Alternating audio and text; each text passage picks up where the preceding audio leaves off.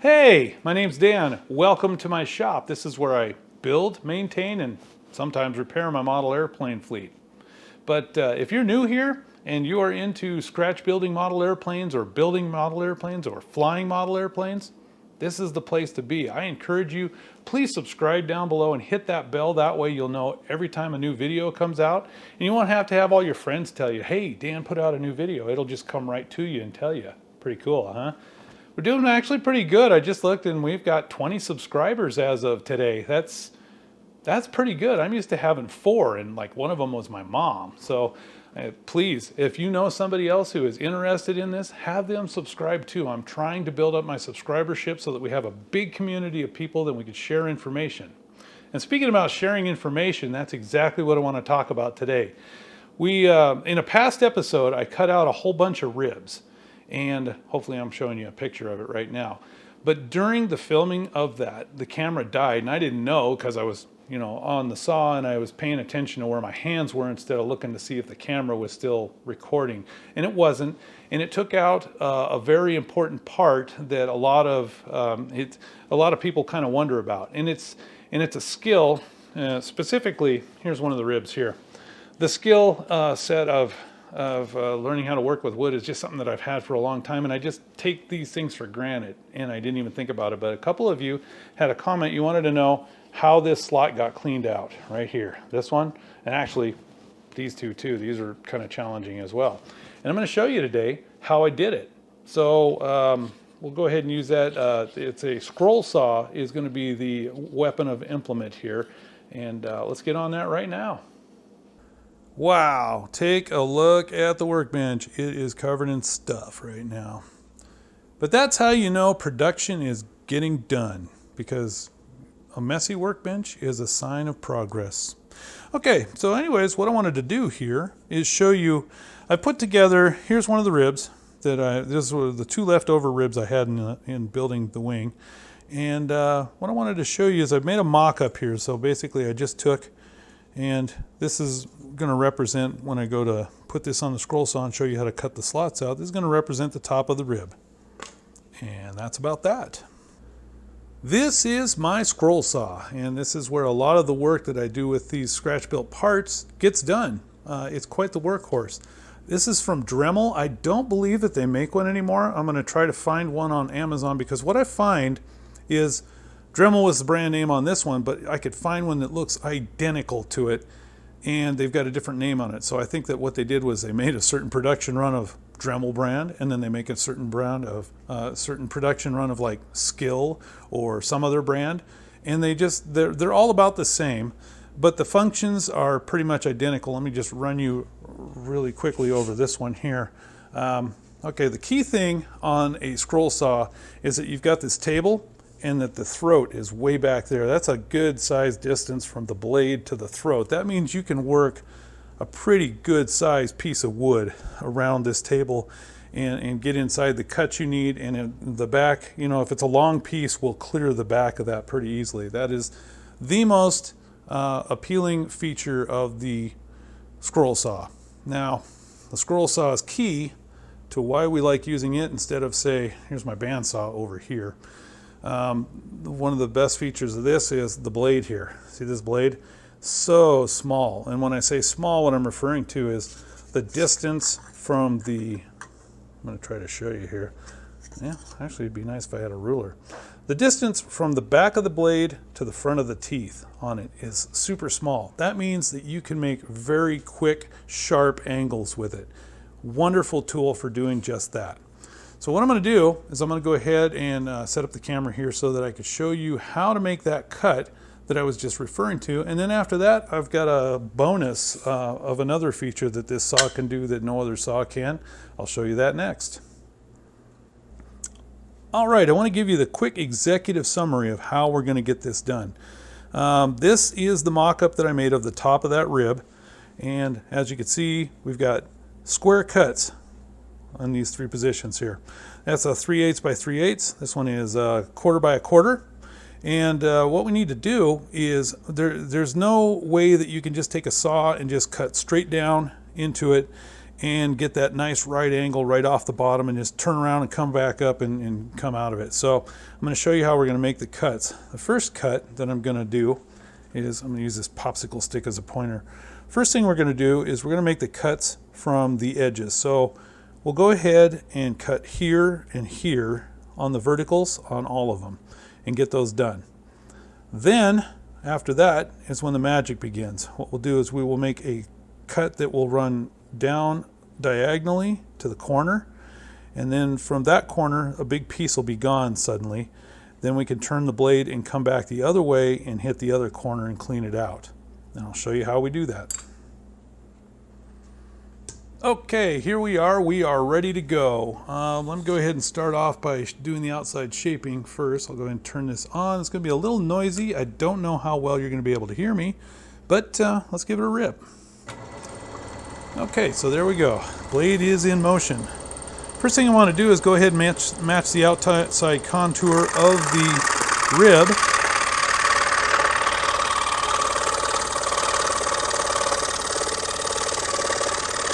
What I try to do when I'm cutting these out is I will try to leave the black line. So I'll cut just to the outside of it if I can. And then I'll end up sanding that black line off later on when I'm smoothing the ribs down. Okay, that one just cleared it there. Let's see, let me hit this one.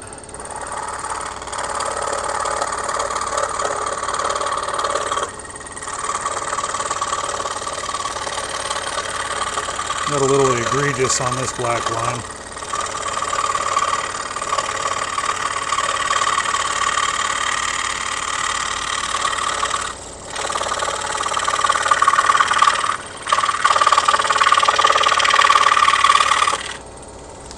Okay, so that one I actually over kicked the black line just a little bit.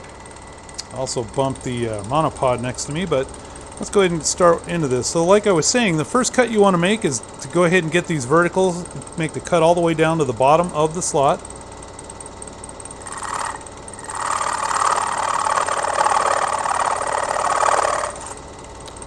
And then this one. You know what I'm going to do? I'm going to zoom up the camera just a little bit so we can get right down on there.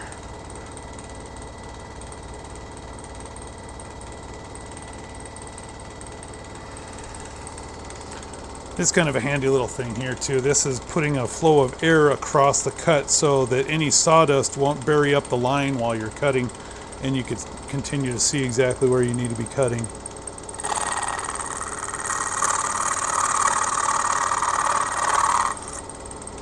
Okay, that one's done.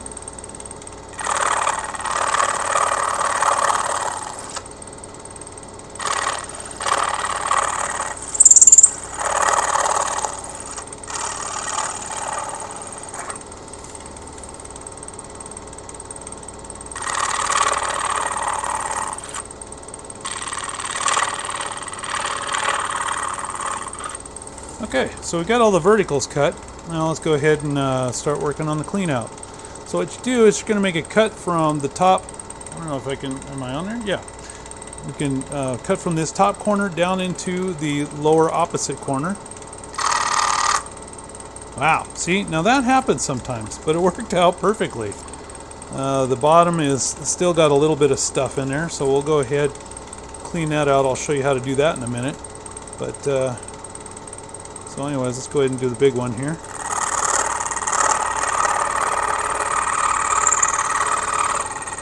Okay, perfect. So now you've got all this area cleared out here, so you could get that blade in there and turn it completely back the other direction. Just kind of gnaw away at that wood with the blade until you get it completely turned, and you stay in the area you want removed. You don't want to go down into the rib part. So you turn that blade inside there and just ease it on over. Oops, went all crazy there. Anyways, you can see there's still a little bit left in the bottom here. And then this is something that I do, is I'll just take and I'll get that blade all the way down onto that bottom line and just very slowly ease it across. and there. Now, for the most part, that slot is completely cut out clean. Let's go ahead and do this guy. I kind of have a feeling this one might break off because that slot is so small.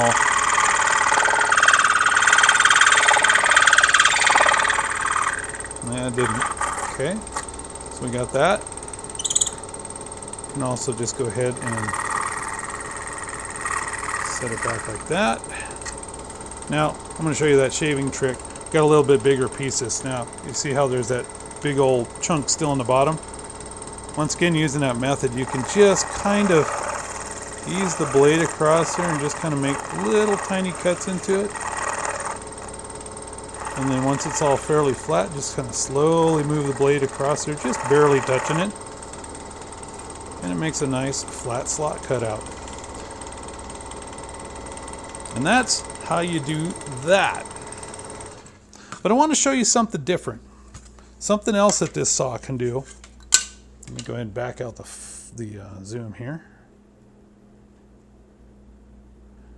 Take your time. We don't have all day. We do have all day. All right. So these are pieces that a scroll saw can make as well. And the trick is, to get the monopod to stop shaking, the trick is you need to be able to get inside and cut this piece out. So how do you do that? Well, that's one of the best parts of having a scroll saw, is that you can release the tension on the blade. And so let's, first of all, the first step we need to do is I got to get my drill. So let's go ahead and do that.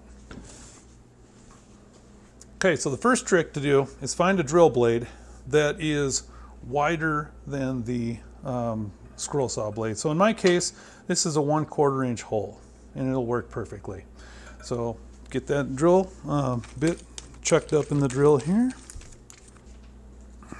Now this is the part that I need to cut a section out. This is going to be the servo holder that's going to be in the wing, and this is a piece of plywood, and what I need to do is get this center section cut out of it so that it is able to fit in the, I want to put a mark on there too to remind myself of something before I do this, because I'm going to cut the part out. I wanted to remind myself that this is the part that's the forward of the servo when I mount it.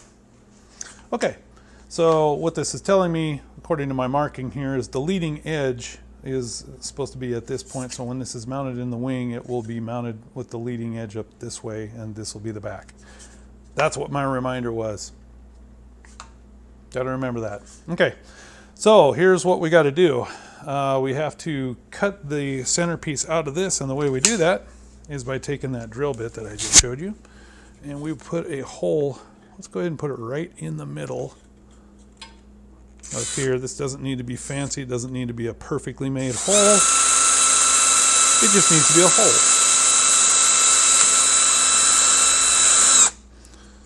Okay, there it is. We got a hole all the way through there.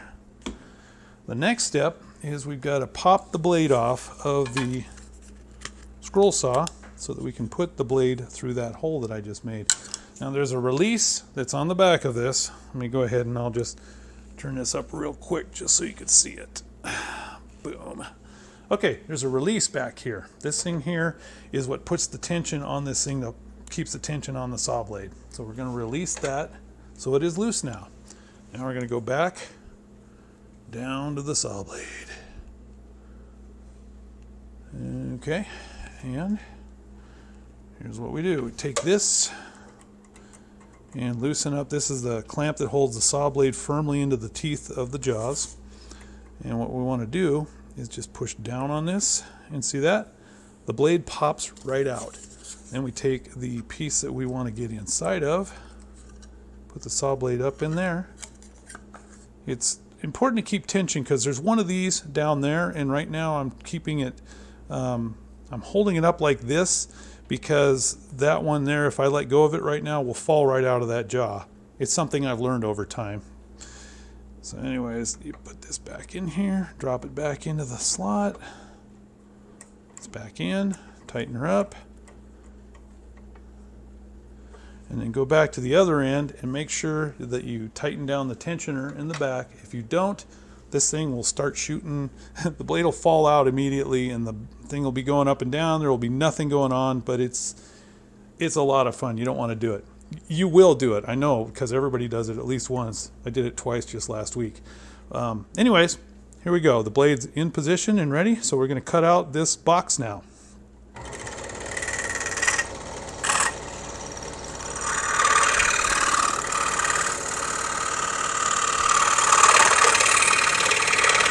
See how this turns so quickly.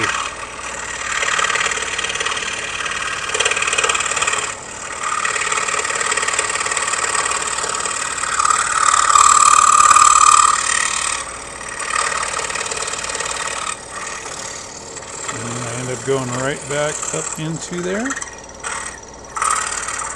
go ahead and make another one the other direction.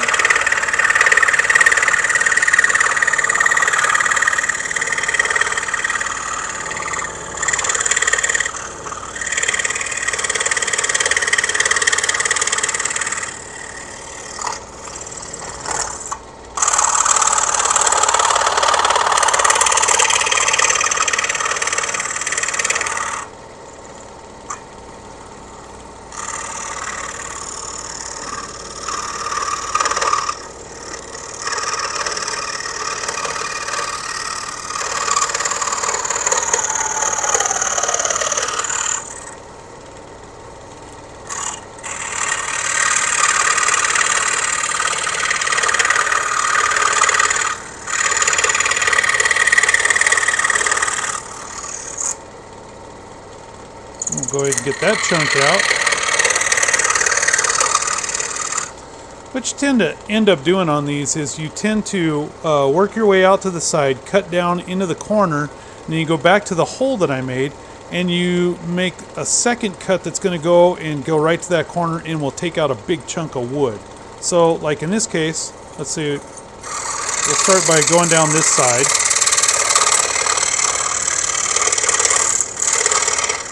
Right on the line.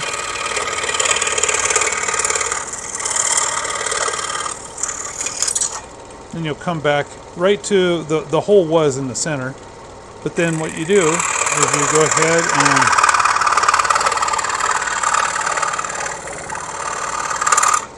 see how it takes out that big chunk of wood there? It leaves you all these big holes you could turn the blade completely around in and get cleaned out.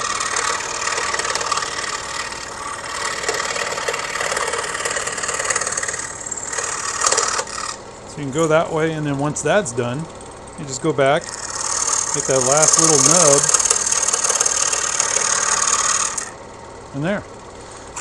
Now we've got a hole that'll fit the servo cut out of this part. And we do the same thing. We go ahead and detension the blade.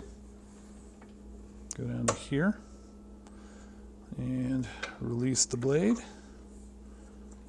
And the tricky part is getting this out of here and not lose that grip on. Oh shoot, I did it. See, it popped right back out of there. I can see down in there. I'll go ahead and retension or reset it into that block. Not difficult to do.